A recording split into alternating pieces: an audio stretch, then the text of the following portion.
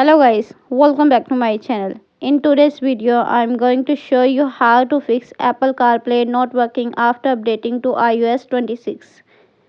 So let's jump right into it. Solution number 1. Check if CarPlay is allowed. Open the setting app on your iPhone. Tap on General. Select CarPlay. Choose your car from the list. Make sure CarPlay is enabled. If your car is listed but not connected, tap Forget this car, then reconnect it. Solution number 2. Make sure Siri is enabled. Open the setting app on your iPhone. Scroll down and tap Siri and search. Turn on this option. Listen for Hey Siri. Press side button for Siri. Solution number 3. Allow CarPlay while locked. Go to setting app on your iPhone.